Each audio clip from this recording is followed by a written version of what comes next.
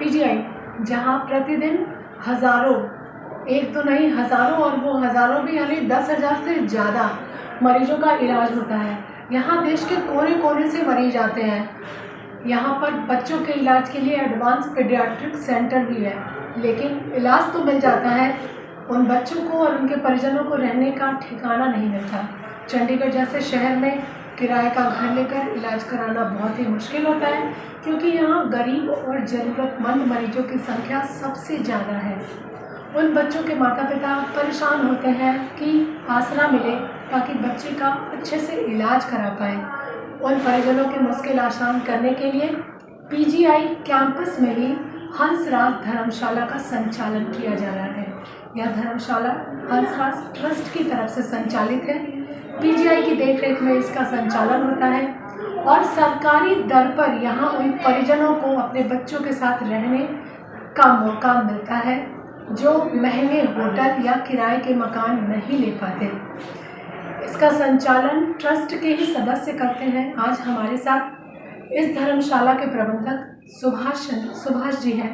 वो हमें बताएंगे कि क्या शुल्क है और कितनी कैटेगरी है यहाँ रूम की, और क्षमता क्या है, और क्या क्या सुविधाएं इस एक छत के नीचे उन बीमार बच्चों को और उनके परिजनों को मिलता है। तो आइए हम जानते हैं सुभाष जी से। स्वागत है सर आपका। जी, ये जो पेडियाट्रिक्स के लिए जो अटेंडेंट होते हैं उनके लिए धर्मशाला है, जो डॉक्टर जिनको रिकमेंड करते हैं उनको यहाँ रखा जाता है। और जो कमरे का चार्जेज है, अटैच बाथरूम का 80 रुपये पर डे होता है और कॉमन बाथरूम का 50 रुपये पर डे है। और एक हॉल है काफ़ी स्पेसियस है, उसमें 100 पेशेंट के करीब आ जाते हैं, वो फ्री है, उसमें कोई चार्जेज नहीं लगता। बाकी ट्रस्ट की तरफ से ही सारा मेंटेन किया जाता है धर्मशाला। इसमें खाने पीने के लिए कैंटीन की सुविधा है, लिफ्ट है ऊपर जाने के लिए। बाकी काफ़ी बाथरूम वगैरह में गीजर वगैरह सब लगे हुए हैं, गर्म पानी सुविधा है, और गर्मी में ठंडा पानी की भी काफ़ी फैसिलिटी है। तो ये धर्मशाला आजकल तो बिल्कुल ऑलमोस्ट फुल ही रहती है, कोई इसमें स्पेस जगह नहीं होता। सर कब बनाया गया था धर्मशाला और उस टाइम इसकी क्षमता क्या थी? 2002 में बनाई थी। उस टाइम से उतनी है जितनी शुरू से कैपेसिटी। सर कमरों की संख्या बताइए जरा आप। 83 दोनों टाइप मिला जी।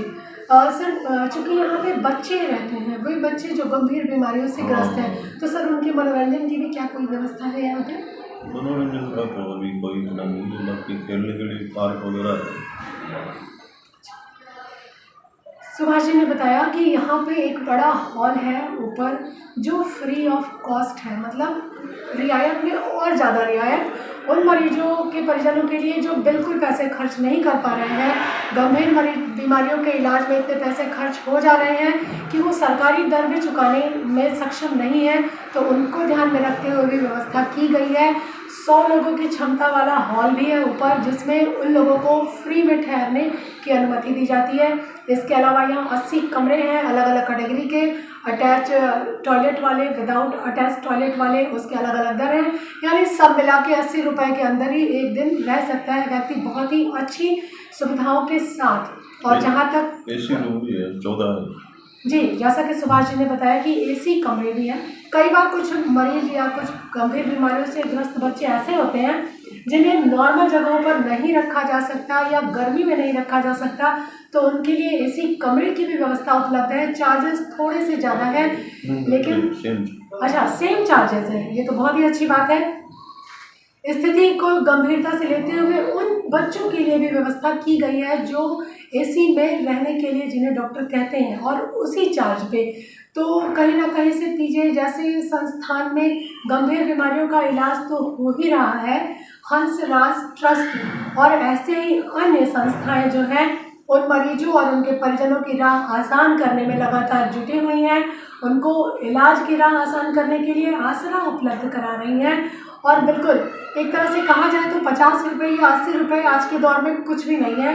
इतने पैसे तो लोग चॉकलेट खाने में खर्च कर देते हैं या फिर फास्ट फूड एक पीस ले ले तो उसमें खर्च हो जाता है, उतने पैसे में उनको अच्छी सुविधा के तहत रहने की जगह उपलब्ध कराई जा रही है। तो वाकई काबिल तारीफ है हंसराज ट्रस्ट का ये प्रयास, और हम उम्मीद करते हैं कि मरीजों बच्चों की बात होती है तो वैसे ही लगता है कि उन्हें किसी तरह की तकलीफ नहीं होनी चाहिए। तो हंसराज ट्रस्ट उन बच्चों की तकलीफ को ध्यान में रखकर वो सारी सुविधाएं मुहैया करा रहा है, जिससे दर्द वाला इलाज तो उन्हें दर्द में इलाज से उन्हें राहत मिले ही, बाकी समस्याएं भी उनकी दूर हो। तो बने रहिए अमर उजाला के साथ। चंडीगढ़ से मैं वीना तिवारी, धन्यवाद। आपके राज्य की खबरें, आपके शहर की खबरें सबसे पहले जानने के लिए देखते रहें अमर उजाला। चैनल को सब्सक्राइब जरूर कर लें और पाएं हर अपडेट।